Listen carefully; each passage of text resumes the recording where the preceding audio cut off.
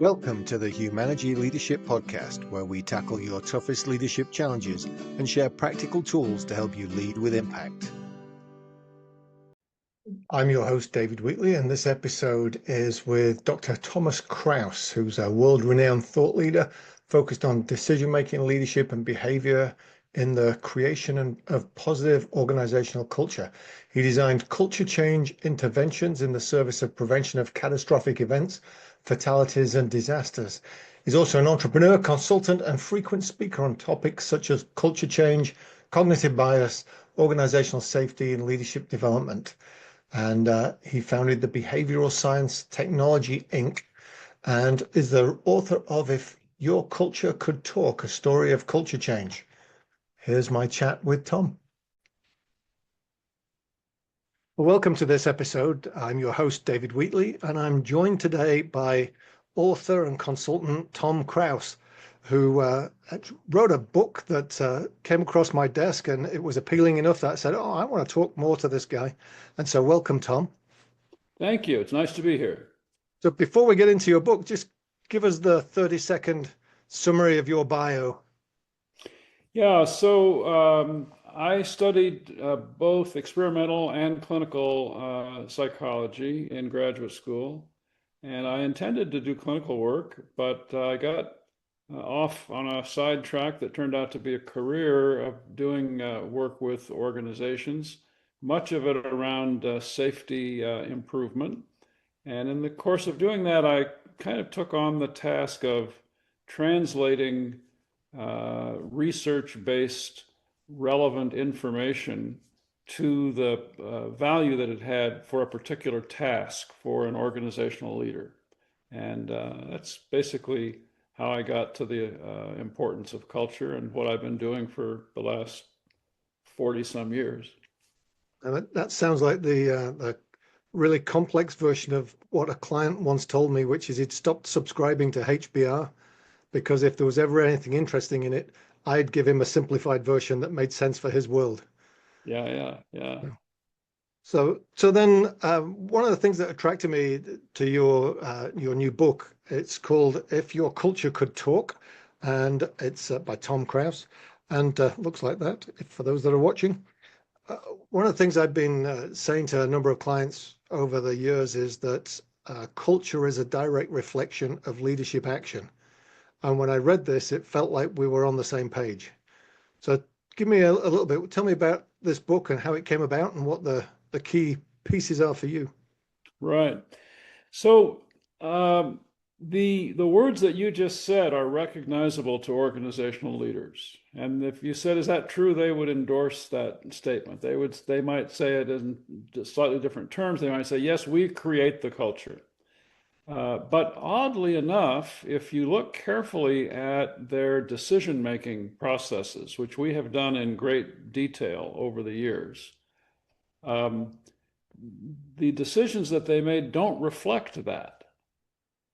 So it's not that they intentionally say, let's see if we can mess up this culture, or let's see if we can create a culture where people don't trust each other, or where information doesn't flow freely up and down and across the organization. But they make decisions that have that effect, and usually unknowingly. It's not like they say, well, we don't care, let's just do it. But so it interested me, why is it that you can know something, a leader can know something abstract in some kind of abstract way, but not know it when it comes to actual day-to-day life and day-to-day decision making? And then how could you get that across to people in a way that would be more than just academic, more than just the words, but actually get across what that means to them in their day-to-day life? So that led to, well, what if I wrote a story about this rather than tried to lay it all out in academic terms, which I've done that kind of stuff for years and written a bunch of books of that kind. Certainly they have an important place. But I thought this would be fun to do it differently altogether. And I kind of got off into the idea of, well, what is culture? I mean, it's an odd construction if you kind of think about it. Where does it live? Was what I was thinking. Where is it? I mean, we all know it's important. So organizational culture is really, really important. We all know if you've worked in 3 different places, you know there are different organizational cultures. And even in one big company, if you've gone from one site to another, you can almost tell immediately that this is a different kind of a place than that is. But what is that? I mean, how can it be that something exists of that kind? Where does it live? Where does it exist? Where is it? It's between people, Right. right? So how can something live between people? So when I began thinking about that, I thought, this is kind of interesting. How can you get at it? And then I thought of, well, what if we just had a hypothetical leader who had a big problem and he set out to change the culture without really knowing what he was doing or how he could go about it. And so then the story kind of unfolded from that he would be confronted by the personification of this culture in such a way that he could have conversations. And this culture could talk to him very directly, unlike the real world where a senior executive may be a little bit difficult to talk to directly. I mean, you wouldn't want to say to him, no, wait a minute, you're the problem here. It's the decisions you're making that you can't say that. Well, but in this situation where it's an entity, a personification, that they can say whatever they want to. That kind of entity can say whatever he wants to. So I had some fun writing those conversations and in such a way that the reader could sort of say, oh man, that's what I wanted to say to that guy, but I couldn't say it. Well, if only people could be more, we call it caring, honest, and direct in their conversations about what's going on with people at higher levels. If I go back a step there, what's an example of a decision that somebody makes with good intention but actually has the opposite effects on the culture? Yeah, the most recent one that I came across that's actually happened recently is a technology company that was doing layoffs, and it was a part of their business, wasn't the whole company, and it was a reasonable decision to make to do these layoffs. It was only good business, and it was necessary that they do that. But the way that they did it was to send out a notice in the middle of the night. And the notice said, you're laid off and you will no longer have any contact with the company. So this email that you're getting is the last communication that you'll have. And if you're an employee in that place and you wake up in the morning and get your coffee and turn on your computer and then there's this message, that leaves you sort of stranded and angry and unhappy. And it doesn't feel whether they needed to lay people off or not is one thing, and whether they needed to lay me off is another thing. But did they really need to do it that way? So it turns out that the culture is sensitive not so much to what you do as a leader, but how you do it. Right. And you would think that would make it easy, because if we can figure out how to do it, at least we can do that. But the companies don't. They miss that. So the people who made that decision probably were influenced by legal considerations. Probably someone told them, no, the best way to eliminate lawsuits is to just not give any indication about anything and just lay it out, turn it off. Now it's done, and so on. But the effect that had on the culture was very strong and very negative. And I imagine that the effect on the culture of the people who were left, because of the way that had been done, that they would find out that it had been done that way very quickly. And Yep. So now you've got people saying, hey, that was a bit crappy. Yep. And you see it in other, I mean, I can give dozens of examples where a decision is made and the decision is reasonable, but the way it's carried out is not reasonable. So I feel like it is not just, it's not fair, it's not done in a way that I would want to be treated, or I would want my family to be treated. And that has an effect. That has an effect on the culture.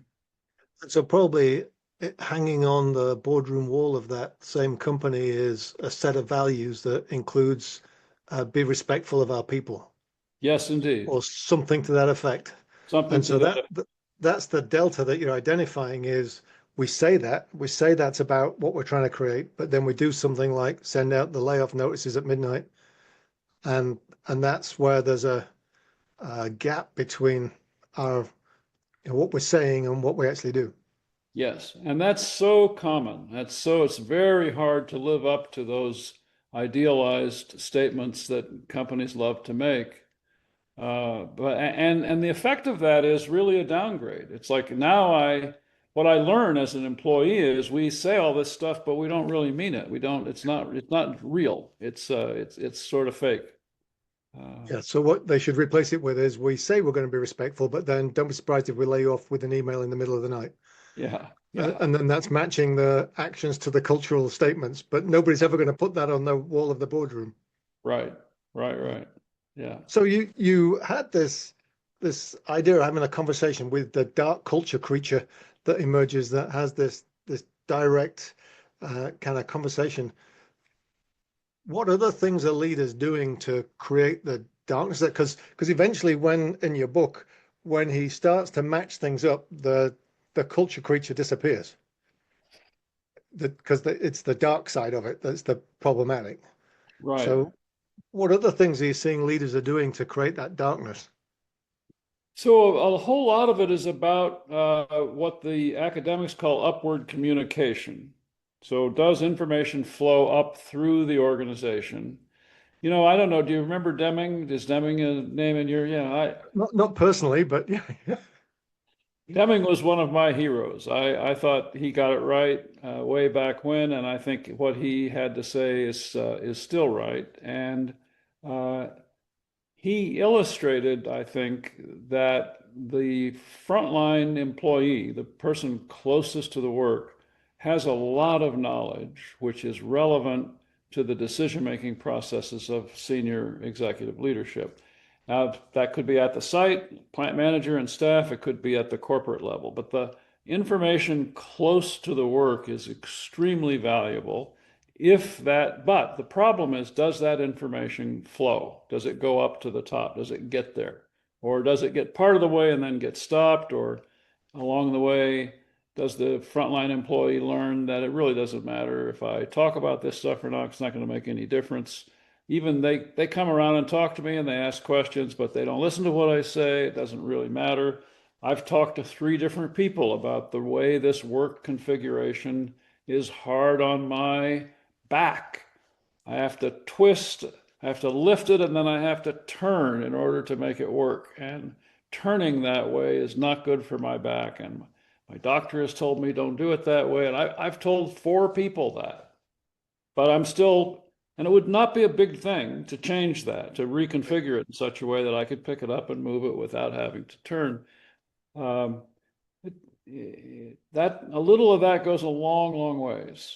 And then I begin to think, well, they say they're interested. They even come around to talk to me about how they're interested, but they're not really listening. They're not really interested. And so then that begins a downgrade. Then my relationship to the activity is now of a different kind.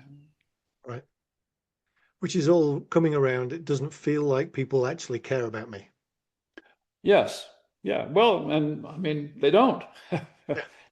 Well, they may say they do, but their actions are showing otherwise. Yeah, and I mean, and it's not like they're bad people. They do care. They do care. I mean, objectively, they do, but they don't realize. And that's the part of it that's the most interesting to me, that they don't realize that the decisions that they're making have those effects. We developed a simulation to try to get at that, where in the simulation we would give people dilemmas, decision dilemmas, and they would make a decision, and then they'd make another one, and then another one, and then we would show the effect of those decisions at different levels in an extrapolation. So here's what happened. You made this set of decisions, 15 decisions. Here's what happened, depending on what the configuration of those decisions was, to try to get at that, to try to get some recognition. But it's hard. It's hard. I mean, We've studied 400 and some fatal events, actual events where people were killed, and we've studied them from the standpoint of decision making. So what decisions were made that led up to and caused this person to be killed? And that we've also along the way studied, well, what biases were involved in making those decisions? What cognitive biases, the work of Daniel Kahneman, another one of my heroes. Uh, and the interesting finding that we did not anticipate in doing that research is that about half of the time, the decision maker didn't realize that this decision was going to have effects of that kind. Right. It's not that they said, we don't care. It's that it just didn't dawn on them that this was a decision that would make a difference to the culture of the organization. It's like they don't see the real impact. They see a result potentially, but not the ripple effects. Yeah, yeah. Which these days, I must admit, feels like a shortage in a lot of leaders across a range of places. Is they don't understand the ripple effects of decisions that they're making. In the short term, it feels like it's a good one, but it's that understanding of the rest of it. Yeah, I think that's right. And I mean, it's hard. I mean, business leaders are under pressure. It's not like, this is a cushy job where I can just do whatever I want and life will be fine and I'll get promoted and I'll be just terrific. I'm expected to get results. Yep. And I have a limited amount of time during which I have to get results. So I'm under pressure. I feel like I gotta make this work somehow. And so, okay, I'm going to do the math and do the best I can, but don't bother me too much with this stuff about how careful I have to be that I don't offend somebody. So, I mean, it's understandable, is what I'm saying. It's understandable that the leader would not realize the effect that they were having on certain things. I mean, you're being very generous to the leader there. I think, yes, it's understandable, but if they took a minute, they could see the negative impact. Yes, and when pointed out, in my experience, I mean, like for NASA is a good example. We worked with NASA after the Space Shuttle Columbia failure back then, and it was not hard to get NASA leaders to make this change. Yeah, it really didn't take much. I mean, we taught them to ask in a meeting where there was a decision-making process, is there another opinion in the room? Yep. That wasn't hard for them to say. But I guess that's an interesting start point, isn't it? But then what would be even more important for the culture is how well they listen to that opinion. Yes, indeed. Because I see so many places where they will ask that question, but because of stuff that's gone on previously, nobody wants to answer it. That's right. That's right. And that's actually what happened at NASA. And that's happens in healthcare where the surgeon is about to make a mistake. The nurse doesn't want to say anything about it. Happens in the cockpit of an airline. The lower person in the hierarchy sees that the captain of the ship is about to go the wrong way, doesn't want to say anything, doesn't say anything. Yeah. That's where I really like this analogy of this dark cloud-like essence that's growing at that point. So the moment that the doctor's making a decision and the nurses are all looking at each other saying, oops, this is not going to be good, that you could feel that dark cloud emerging over that operating room. And that's what you're addressing in the book. So give us a few steps then. What should leaders be doing other than making sure that communication's coming all the way up from the bottom? What other things can leaders be doing to eliminate this dark creature? Well, being a genuine listener goes a long, long ways. So not just going through the motions, but actually listening, actually taking in what is said. And that means being responsive to it. So, the person may be saying something that you recognize immediately. They just don't know the whole story. If they knew the whole story, they wouldn't have that problem. They just don't know what's really happening because at their level, that information isn't available to them. So So if I just take the time to explain, no, wait a minute, the reason we did it, the reason we took the action that we took was because of this set of circumstances. So it's two-way. It's not listening isn't just that I take it in, it's that I also understand where it is that you don't understand if you don't, or what additional information you need that I can provide. That's a piece. So it's a genuine kind of exchange, Right. authentic, real kind of exchange, It's which, deep listening. and you talk to the employee about that, they will remember those events. Employees have a long memory, both ways. I mean, they'll tell you stories of what happened 17 years ago when so and so hired their son and the son was no good and they wouldn't get rid of him and he became a real problem and blah blah blah.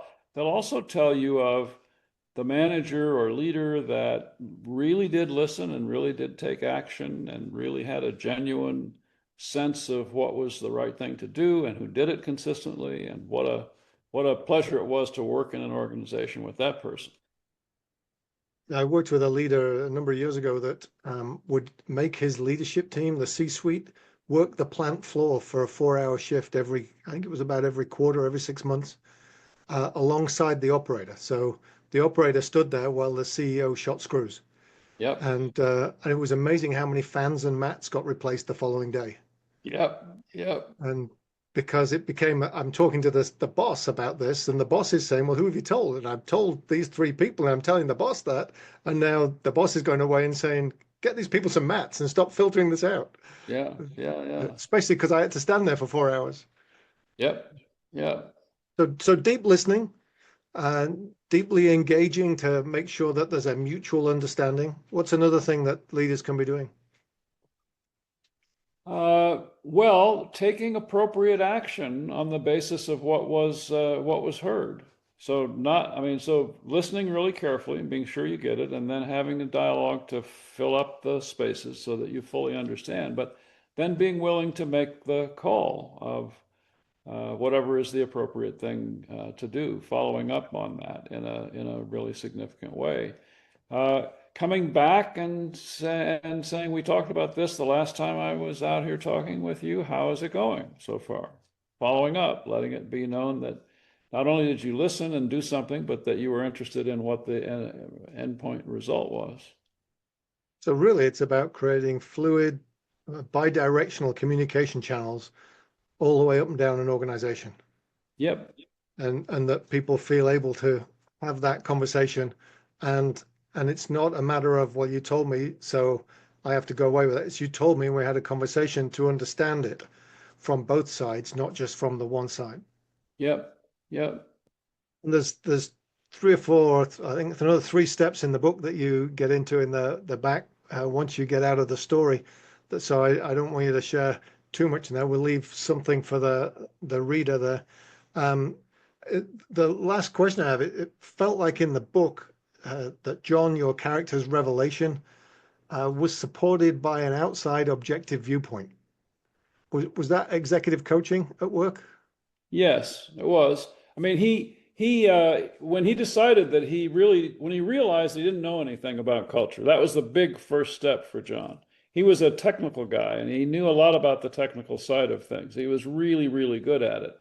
He could do the math, but he didn't understand the cultural side, and he had leaned on other people like Jane in the story to take that for him. And so when he realized that was not sufficient, he had to actually do this himself. Then he got directly involved. He talked to consultants, but he didn't just say, "You go find me a consultant, and I'll come in and listen for an hour." He got involved himself in figuring out what is it that is this culture thing is all about. What is it that I need to do differently myself? And that was the turning point for him. And I like that. It helped him clarify his thinking from that outside objective perspective, but it didn't do the work for him. Exactly. Yes. Right. Yeah. Yeah. So where can people find out more about your work or where to get this wonderful book? Easiest is my email is tom@trkrause.com. Okay. And so they can get more information. Is that the best place for them to buy it too? That actually, Amazon has it. That's probably the easiest way to get it, or they can just Okay. send me a note and I can send it to them. I was going to say if I'm trying my best not to feed Jeff any more money if I can, and so I'm assuming it's available at all good bookstores, but maybe to order, or they can go to trkrause.com, Yep. find out more there. I really appreciate you taking the time to talk to us this afternoon, and I hope that some of our listeners, viewers, find interest in what's there and start to look and see whether they have an accurate picture of their culture. Terrific. Well, it's nice to talk with you. It's been fun. Well, thank you, Tom. That was the Humanergy Leadership Podcast. Make sure you like and subscribe and visit humanergy.com for many more resources.